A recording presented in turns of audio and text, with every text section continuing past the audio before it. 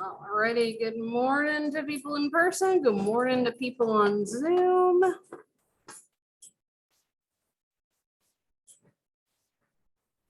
Alrighty. So wanted to just touch base on a couple things related to, thank you Jade for the reminder to enable the transcript. Couple things related to our schedule coming up here. So in theory, Friday is our first exam. And so I think we'll get through everything by then. It should be all right. But that means today we're going to get through as much as we can about personality. We'll finish our multicultural aspects of personality. We'll finish that on Wednesday. Wednesday, you also have some articles that we'll be doing a group discussion about. And then Friday, you come in and the exam will turn on and you will be able to ask me questions. If you want to sit in here and have a quiet environment to work on it, you can. But what I decided to do is do the same thing for y'all that I'm doing for my intro class, which is that both parts of the exam will be due the next day in class, essentially. So you'll get the exam released Friday. You'll have until Monday at class times to get it done. So you don't have to do it in 24 hours or anything like that. So our essays are here, they're posted, they're available. And so basically you are answering each part of each question. And the people who have done pretty well have either been really meticulous about writing these in just paragraph forms or have just copy pasted this into a Word document and answered each part of each question under it. That's cool. I'm done with that. Some of you have been in my other 300 level classes and seen stuff like this before. And then it's not available yet, but this will turn on availability on Friday and there will be multiple choice and identifications for terms. So where you would give the definition. Yeah. We're just gonna do it at home. Do you want us to still come on Friday? That's a legitimate question. For this, you don't need to, no, because it is gonna be all on Blackboard. So if you were gonna drive in just for this on Friday, I'll turn the Zoom on in case anyone has any questions they wanna ask over Zoom.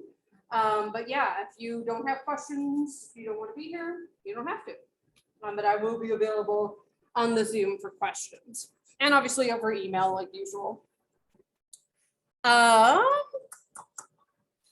only thing I will say, because it's Blackboard and Blackboard is finicky, is when the multiple choice part of the exam is available, wait until you're ready to sit down and just work on it to click in, because I think sometimes if you open something, they close it, Blackboard submits it and doesn't give you another chance. So wait till you have time to sit down and do it. Remember, it's open book, open note, open anything on Blackboard. It is not open friend. So I do want it to be your work to see how much you're understanding everything. Sorry, no. Oh, no, please ask questions. Is it timed? No, nope, but just whenever you open it and then close it, or if No, yeah, Blackboard of course. times out, Just if- it will submit it, I think. I told it not to, but that doesn't mean anything to Blackboard. Blackboard is its own moody beast, as we all know, so. Yes, good questions. Other questions about it? Cool, well, and I have updated, I mean, the questions are the same, but I've updated the Word doc to be for us this semester. It wasn't necessarily that before. I'm just going to real quick look at my grid view so I make sure I get everybody who is on Zoom today. Check y'all in real quick here. And again, the biggest thing for this, and some of you may have seen this for some of your other classes too, is that our academic affairs is really trying to support y'all this semester. And so if you miss 2 classes in a row, we have to submit now what's called an academic alert, which just sort of helps them follow up with you. It's not supposed to be punishment, if that makes sense. Although some people see it that way, but it's just basically are you okay? Are you alive? What can we do to help you do well? I think academic affairs recognized that because we were sort of remote and not remote and on and off during the pandemic, that some of that stuff got through the cracks, and they want to really support students that we have and not just students that we might get, if that makes sense, and really dedicate time and energy to doing what you all need to succeed. So that's why I am careful about attendance every week now, or every day even. Okay. So now what I'm going to do is go ahead and switch over to our lecture today. So as I mentioned, we are starting to talk about, and I'll turn on these captions because they're bigger and easier to see. We are talking about culture and personality. And so we're going to touch on some of the differences we see in personality cross-culturally.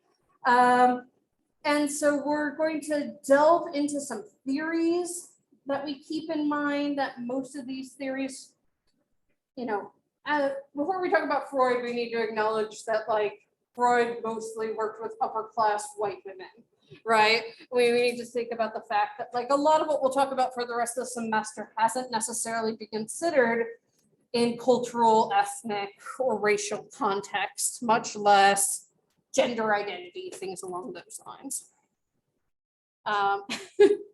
Right? So, the culture can be as simple as, are you doing what your peers are doing?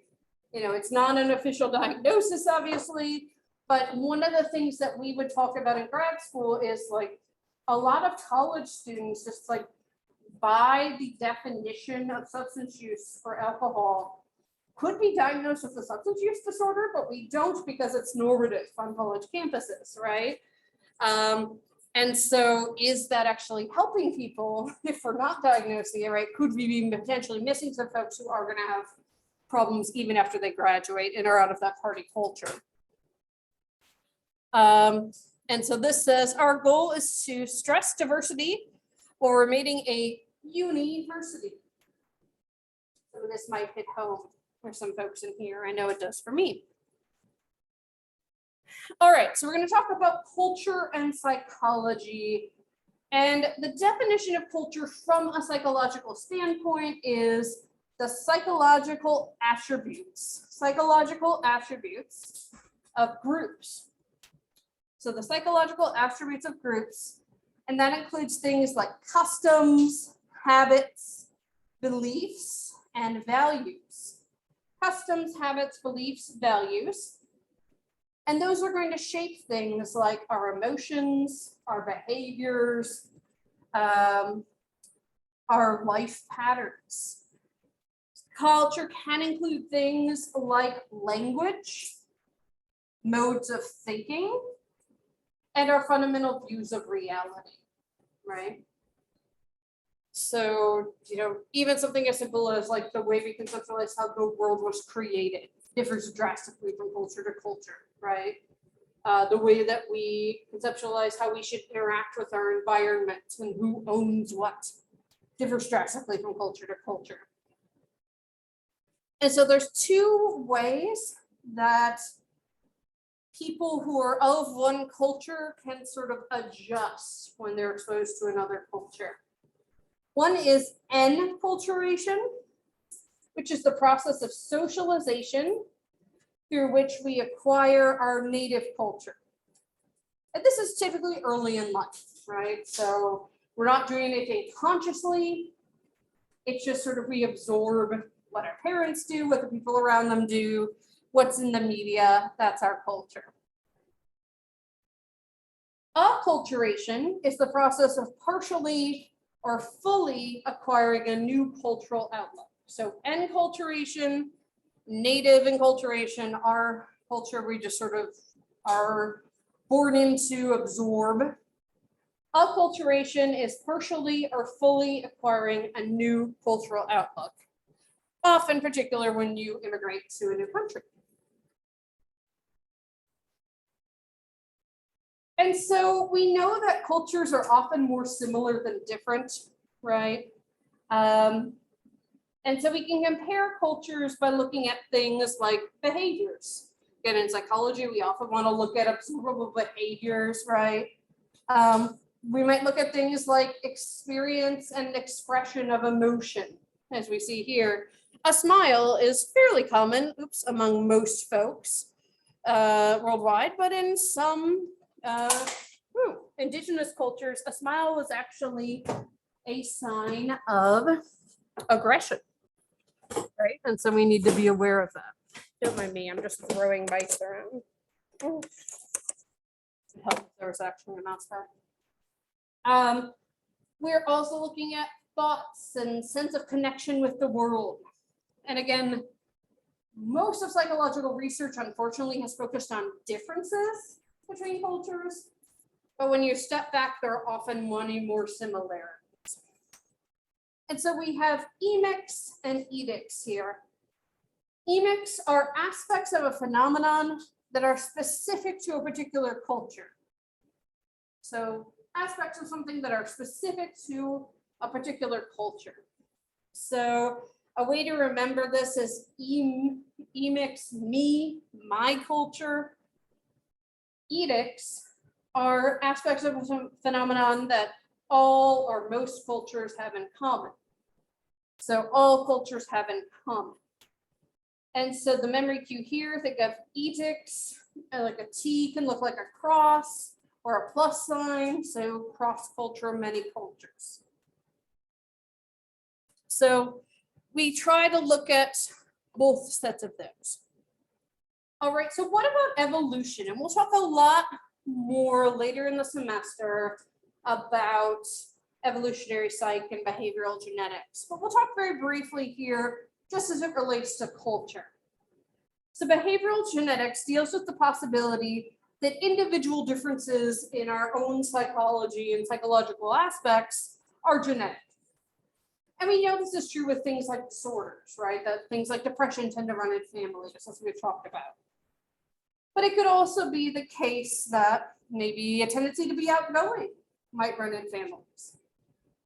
Evolutionary psychology is aimed at genetic universals or edicts, and argues that there are basic genetic conditions of the species behaviorally, and everyone kind of behaves the same way. So there are some what Newberry termed quasi-myths here about evolution in general, much less evolutionary psychology. And none of this is to say evolution isn't real, right, or anything like that, or even that it doesn't influence behavior. It's just sort of things to keep in mind as we think about things cross-culturally.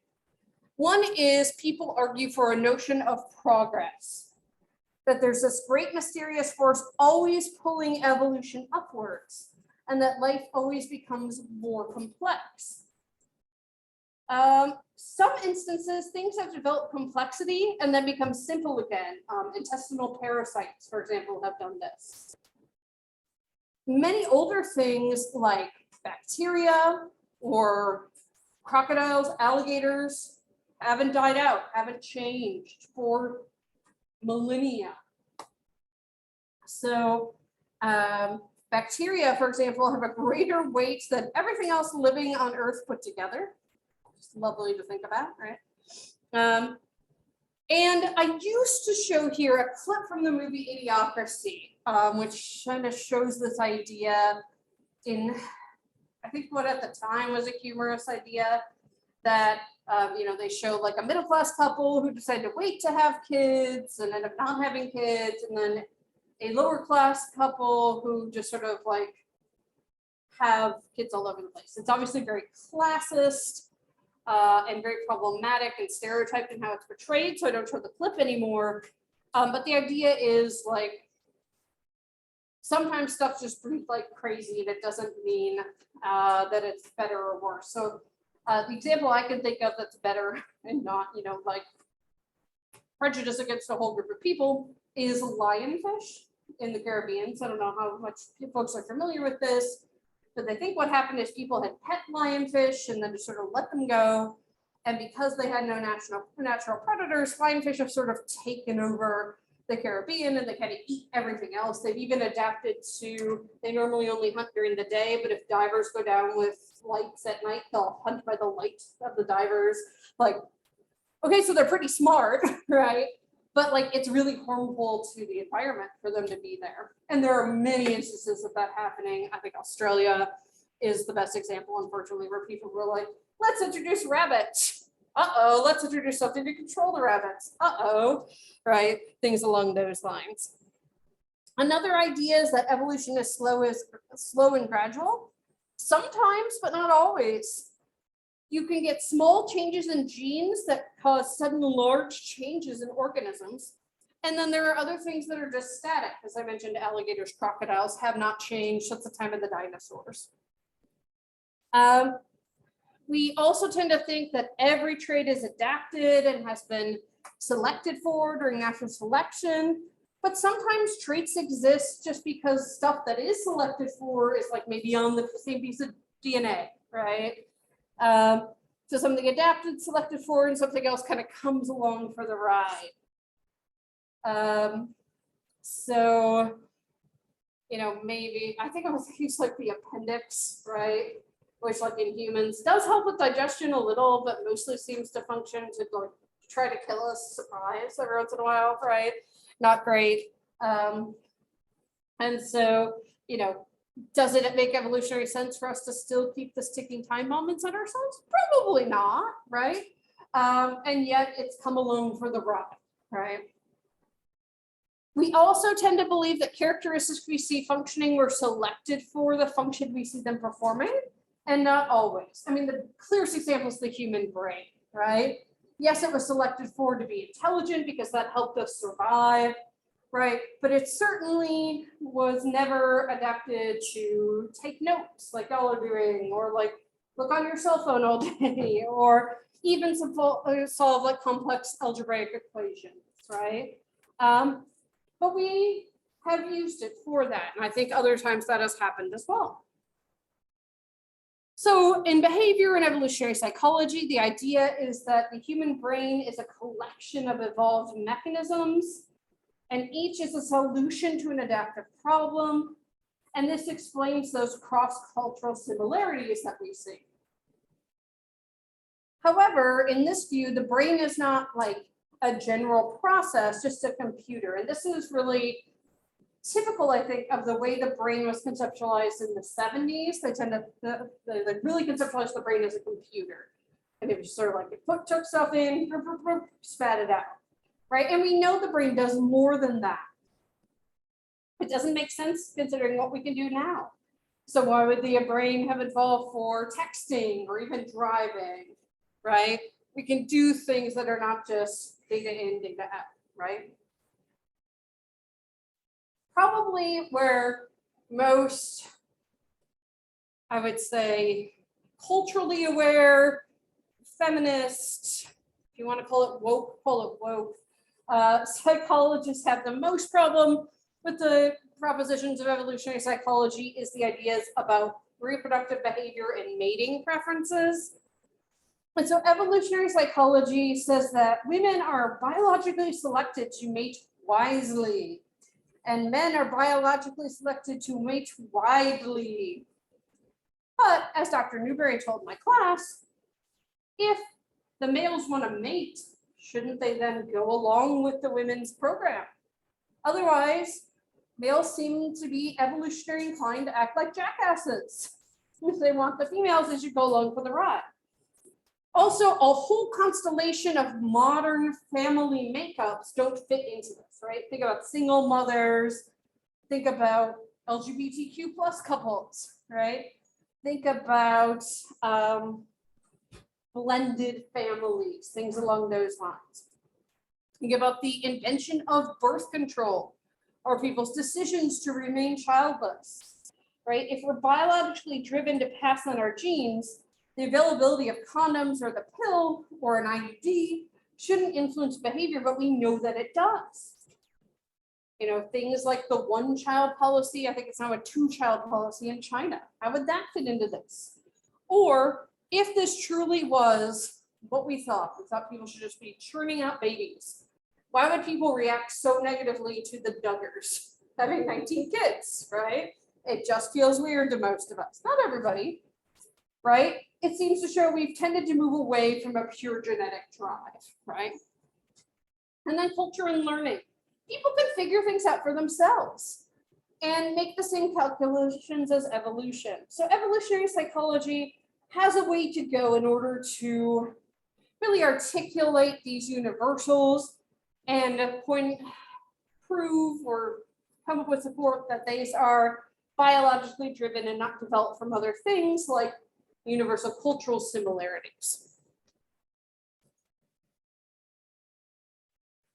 Now, in terms of general differences between cultures and how we've tried to classify them, early ideas were that there were tough cultures and easy cultures. Easy cultures were ones where individuals could pursue many different goals, and at least some of those goals were easy to obtain. In tough cultures, few goals were viewed as valuable, and there were few ways to achieve them. Stressfulness is another way we used to classify culture. So we look at things like homicide rates, suicide rates, violent fights, viewing events as characterized by witchcraft, that type of thing. And we tend to think like, oh, witchcraft, that's a thing of the Middle Ages, that's a thing that like only happened in like pockets and places. But we know about Salem, right? And we know about, which not everybody in this room might, but we know about the Witch of Pungo. And so the Witch of Pungo was named Grace Sherwood, and she was alive from 1660 to 1740. And she was a local legend in the old Princess Anne County, which is what Virginia Beach is now. It used to be a county and then it incorporated as a city. And in Pungo, she's known as the Witch of Pungo to historians and locals. She was accused of bewitching a neighbor's crop in 1698. Allegations grew over time until the Princess Anne County government and her accusers decided she'd be tested by ducking. If you're not familiar with ducking, it's great. It was, they would bind somebody and then put them in the water. And if they floated, they were a witch. If they sank and drowned, they were innocent. Really cool. Not so much. So on July 10th, 1706, Sherwood was dropped into the western branch of the Lynnhaven River near what is now known as Witch Duck Point. This is where we get Witch Duck Road from. Sherwood floated, so she was a witch, and she was imprisoned for 7 years, but eventually released. And she lived the rest of her life quietly in Pungo and died at the age of 80, which was actually pretty old to live back then. There's a statue of her, and this is the statue in front of Centerra Independence, right at Independence and Witch Duck. And sometimes when you go by there, people will put fresh flowers on her, which is kind of cool. So, and she was pardoned, I believe, by Tim Kaine when he was governor in the early 2000s. So like centuries after her death. So yeah, even in our area, there was witchcraft and accusations thereof. Another thing that we've looked at was the need for achievement versus the need for affiliation. In the US, we tend to focus on achievement, the little engine that could, I think I can, I think I can, right? In other countries, they focus on affiliation, that need for love, that need for togetherness. But it's really unclear what causes that and if that's culturally specific distinction. Other ways we've looked at it are complexity, modern versus simple cultures. But then obviously that's a loaded term, right? And who decides if it's more complex? Simple cultures could have very complex systems. So for example, indigenous tribes on our continent of North America had families, chiefs, alliances, religions. I believe there were like over 100 different tribes with all with their own distinct language. And they interacted in various ways, right? So to argue that that's simple because they weren't using the technology we use now is problematic. Tightness, looseness is another way that we've looked at it in the past. And this is the tolerance of deviation from proper behavior. So tightness allows very little deviation from what's considered proper. And to enforce norms, similar people will live really close together. Looseness allows more flexibility. People tend to be more spread out, diverse. And people define the US as loose, but it really depends on where you live and, sort of who you associate with, right? Bob Jones University, for example, may have closed. I don't know if they still exist anymore, but had very strict guidelines and very severe punishments if you don't follow them. Liberty is very similar in terms of like curfews and what you can wear and how you can act and things along those lines. In the same country, Oberlin College is probably the loosest in terms of they really embrace diversity in terms of expression. I don't think they're great with racial diversity, putting that out there, as much as they like to tout themselves. But in the early 2000s, they had co-ed bathrooms and things like that. So they're sort of ahead of the curve. The way we generally tend to talk about cultural differences now is collectivism and individualism. And so this is the view of the relationship between the individual and the society as a whole. So we're looking at the importance of the needs and rights of the whole group versus the importance of the needs and rights of the individual. And it also looks at the clarity of the boundary between the individual and the group. So the example I give here is that many East Asian cultures are collectivistic. They tend to focus more on the group rather than highlighting individual achievement. So my father was an automotive engineer, and he used to travel. He's been all over Brazil, China, Japan, Korea, Germany. And so in this case, he was in Japan, and he and one member of their team stayed up all night to get a presentation done. And the next day after he gave it, he thanked the individual member for their work. And afterwards, the member kind of pulled him aside and said, that was really embarrassing. We acknowledge the whole team because their contributions are what made my contribution possible. And that was sort of boggling for my father, right? So again, very different ways of seeing it. And the meaning of personality might actually differ between collectivistic and individualistic culture. Personality may be more meaningful in those individualistic cultures, but that doesn't mean that it has no meaning in the collectivist cultures. Personality can predict behavior and is consistent across situations in both types of culture. But one of the things that's really interesting is that if you look at a dictionary, collectivist cultures will have fewer words in their language to describe personality than do individualistic cultures. Predictors of satisfaction with life. In individualistic cultures, it often tends to be things like self-esteem. In collectivistic cultures, it tends to be something like the harmony of your relationships with others. And people from individualistic cultures are more prone to loneliness and depression. So for example, we see more depression in the US than in some collectivist cultures. And we also see differences in preferences for doing activities in groups versus alone.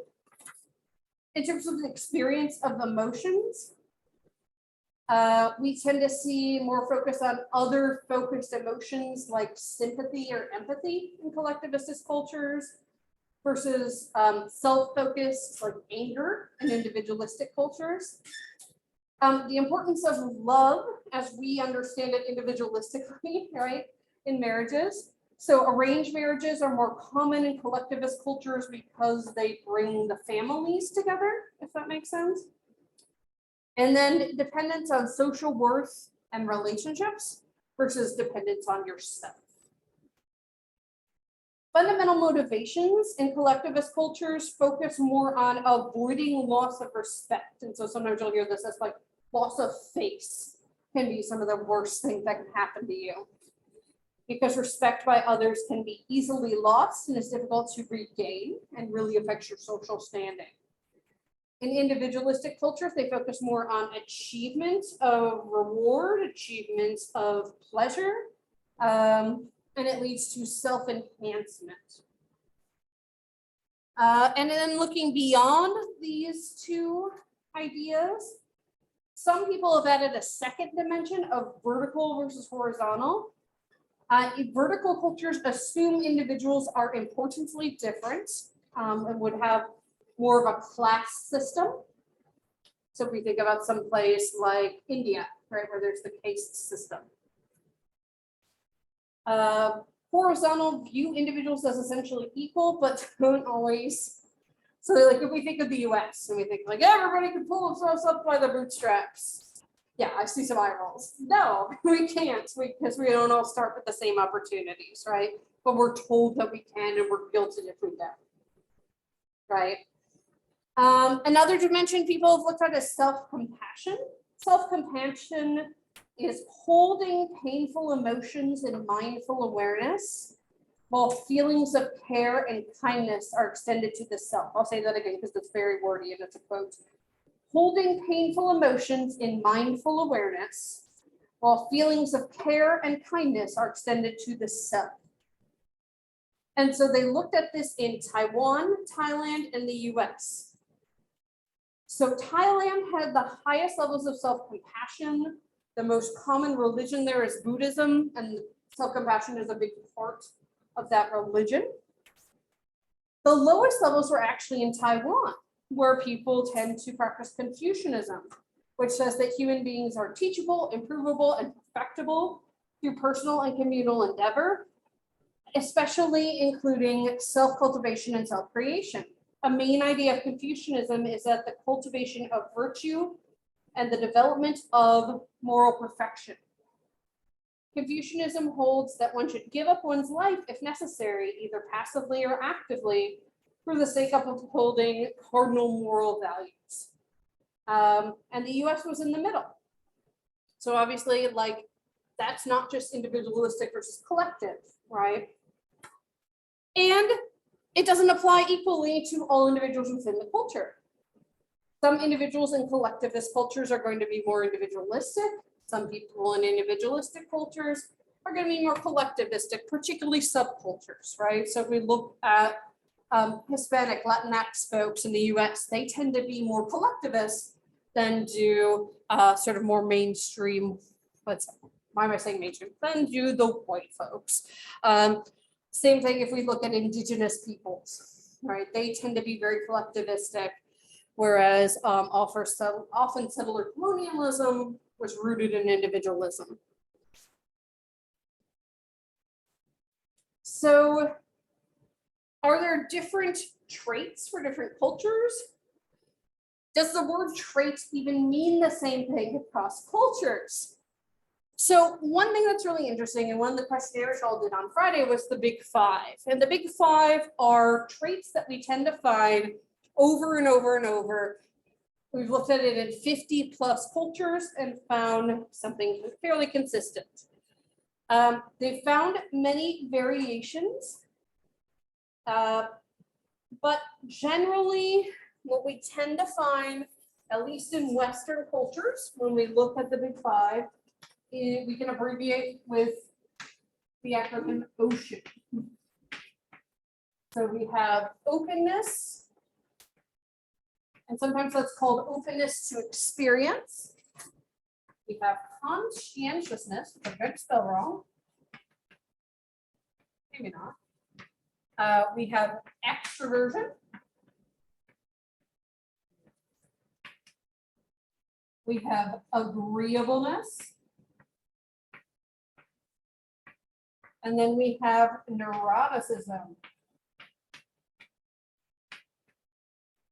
Okay, so those are the Big Five in Western cultures. We find these consistently over and over and over when we do factor analysis with like lists of traits or questions. And what we found is that there are variations both within and across cultures.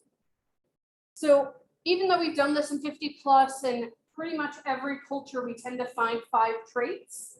What we find is they're not always these 5 traits. So research shows that for the big five, only conscientiousness, which is like being on top of things, being really concerned about things going well. So that one, extroversion, being outgoing, and agreeableness are really universal. Agreeableness is just like getting along with people, things along those lines. Openness to experience, sometimes correlated with intelligence, more often correlated with like artistic ability. Neuroticism is an old word that essentially means anxiety or pathology, nervousness. We don't necessarily find that consistently across cultures.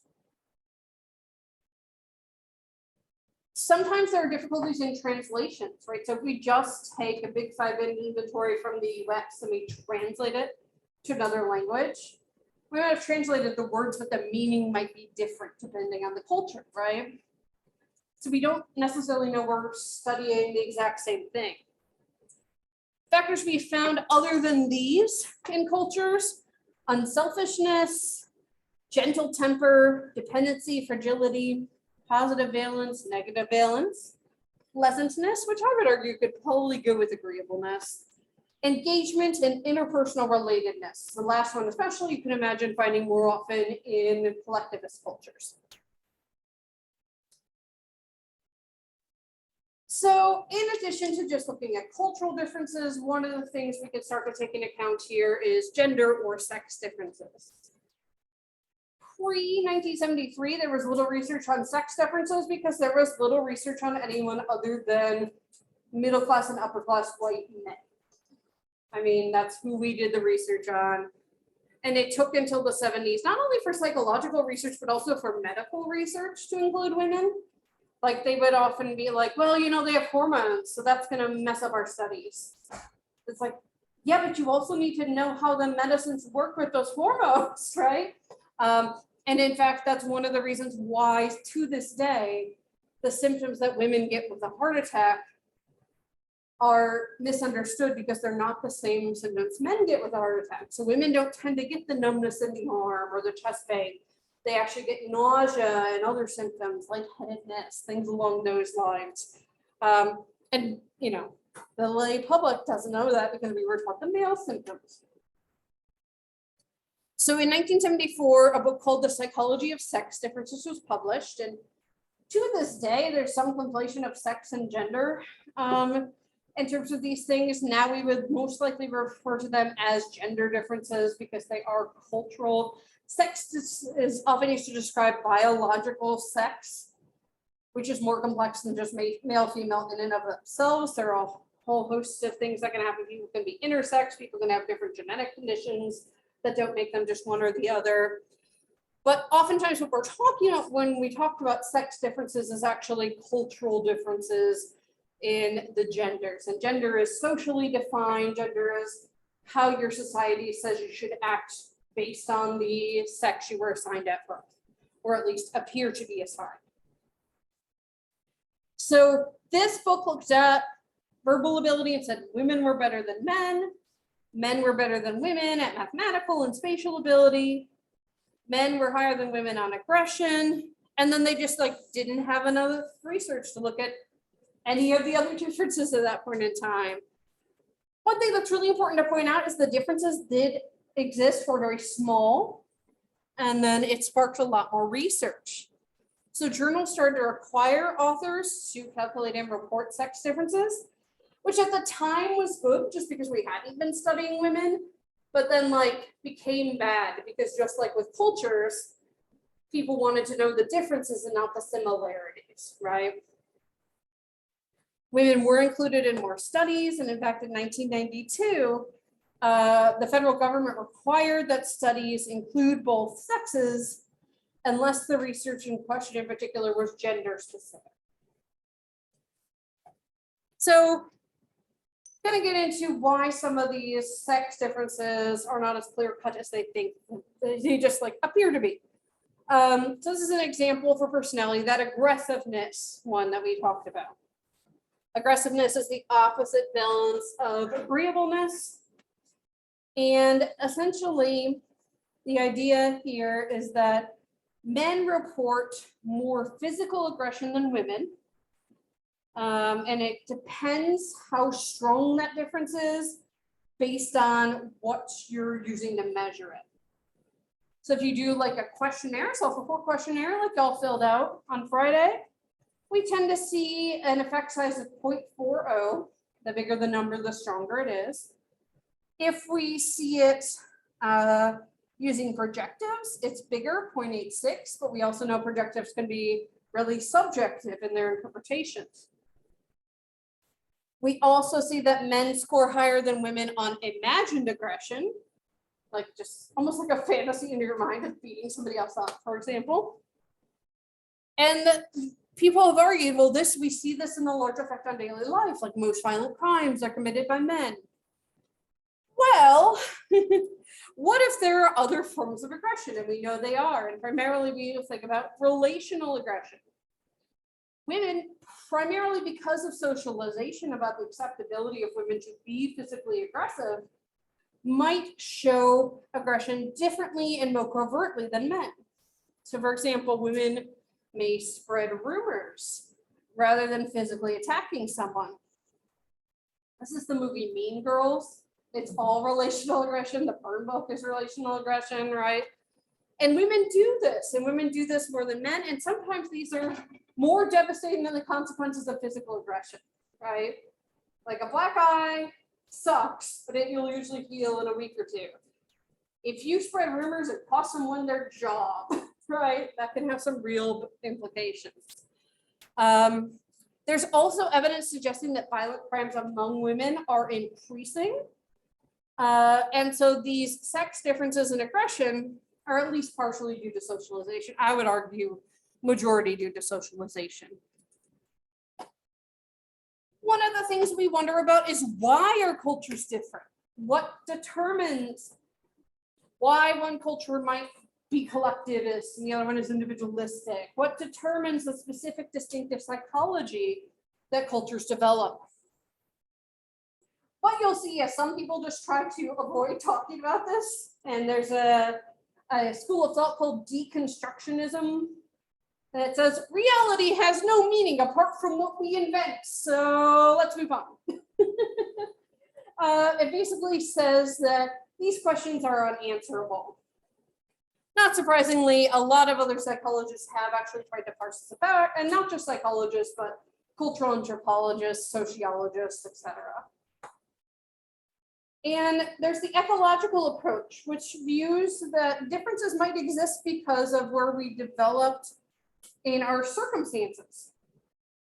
That we needed to develop different behaviors to deal with different problems. What's that? Religion is a huge piece of this too, right? And we develop religions often for similar reasons, right? To explain what's going on around us, yeah. And religions become a big part of our culture and become a part of the collectivism, the tightness, looseness, right? It's often through the lens of religion we enforce cultural norms. Yeah, that's such a good point. So ecology is the physical layout of the land and the resources. And there are distinctive tasks that may have developed from the challenges you face from each ecology. So those are going to contribute to culture. That's going to relay into socialization. That is going to relay into personality of individuals and their behaviors. So an example here is in China, they needed complex agricultural projects and water systems, and that required coordination and might have resulted, at least in part, in collectivism. In Germany, they tended to be more focused on hunting, which required more individual effort and resulted in individualism. But these are only speculations. It's not like we sit there and like have a lens into the past to look at these things. So cultural differences might also come from personality differences. So genetics might affect both personality and culture, but genetic differences are small at best. And personality traits are likely to be weak predictors of behavior at the cultural level, even weaker than at that individual level. And we know that people within cultures differ from each other. Otherwise, cultures would be really boring, right? Everyone would be clones of each other. And the data that support this idea can be explained in multiple ways. I mean, and this is something in psychology, you can always interpret existing data in a myriad of ways. So there are challenges for research, and one of the biggest ones that's existed in cross-cultural research in any discipline is ethnocentrism, which is judging another culture from your own culture's point of view. That we tend to think that other cultures are inferior to ours, right? And we look at them through the lens of our own culture. And again, as I pointed out throughout this lecture, the exaggeration of cultural differences based on assuming, again, all individuals in each culture are alike. The focus of research has largely been on differences. Again, both for research on cultures, research on races, research on genders. And oftentimes if we're studying cross-cultural differences, we get really big sample sizes, which is good that we're getting sort of a nice cross-section. But the bigger your sample size, just statistically, the more likely you are to find significant results. There's also something called the outgroup homogeneity bias, which is a bias to see members of groups to which you do not belong as similar. This is, again, goes back to the fundamental attribution error, right? They are different, but I'm an individual. But in fact, not surprisingly, cultures, genders, races, ethnicities are often more similar than different. We also have to think about subcultures and multiculturalism. It can be difficult to define what culture is, and important subgroups do exist within larger cultures. So people can belong to more than one culture, and we talk about bicultural identity integration, where they might see the world of themselves in terms of their personality through more than one cultural lens. And sometimes bicultural people will experience stress from do this, and we'll talk about acculturation stress, things along those lines. And there's a continuum along which people with two cultural backgrounds differ in the extent to which they see themselves as members as maybe both cultures or more of one, more of the other. And this can be conflicting between generations. So often, like, immigrant parents really still identify with the culture they came from, whereas their children tend to more want to acculturate into the culture where they are. So the new emphasis is on the universal human condition, thinking about how people are psychologically similar. So things like the strength of emotional feeling. So even though we might express emotions differently across cultures, everyone feels emotions to the same degree. The desire to please your parents. Everybody has this to a certain degree, but the differences in what the parents' expectations are and the intensity of those expectations may differ from culture to culture. And everyone has personal goals, just some people's goals are going to differ, again, sometimes based culturally. All right, woo, go us. We got all the way through that. So we will focus on discussion on Wednesday and go from there.